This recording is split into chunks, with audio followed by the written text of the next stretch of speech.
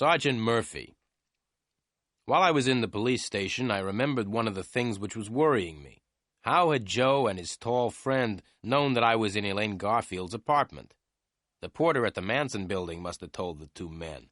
I decided that I would go and talk to the porter when I left the police station. I sat back in the chair and looked at my watch. The time was nearly 4 o'clock. Then I remembered that Helen Garfield was coming to my office at 5 o'clock. I would not be there to meet her. But there was something else that was worrying me. It wasn't anything important. It was quite a small thing, but I couldn't remember what it was. Suddenly the door opened and a policeman came in. "Stand up," shouted the policeman. "Follow me." I stood up and followed the policeman out of the room and along a corridor. The policeman stopped, knocked on a door, and opened it. "Are you ready to see the private detective?" asked the policeman as he put his head around the door. Without waiting for an answer, the policeman opened the door wide and pushed me into the room. The policeman came into the room and closed the door behind him. In the room, there was a man sitting behind a desk. He was completely bald. He had no hair at all.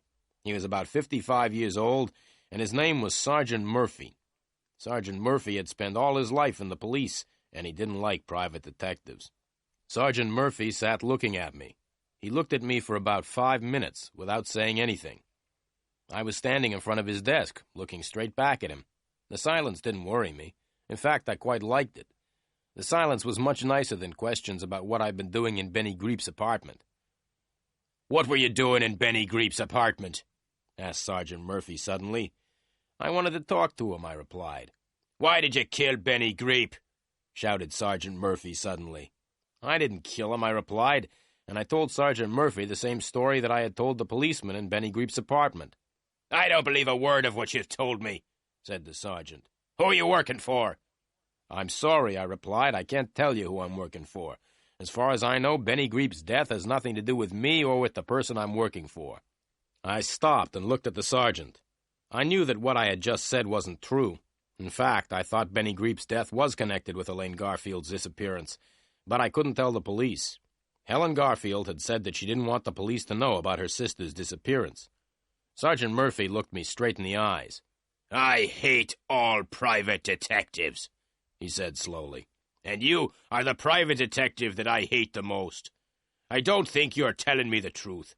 I think you're hiding things from me. I think you know more about Benny Greep's death than you say you do. And you are going to tell me all you know. Now!" "I've already told you all I know," I replied quietly. Sergeant Murphy's face went red. The red color went up until it covered all of his bald head. "Don't try to play games with me!" he shouted. "Now get out!" "Can I go home now?" I asked. "No," said Sergeant Murphy. The sergeant told the policeman at the door to take me back to the small room and lock me up again. I went with the policeman and didn't argue. I don't like arguing with policemen. When I was alone in the room again, I sat down. I tried to remember the other thing that had been worrying me earlier. Someone had said something important, but I could not remember what it was.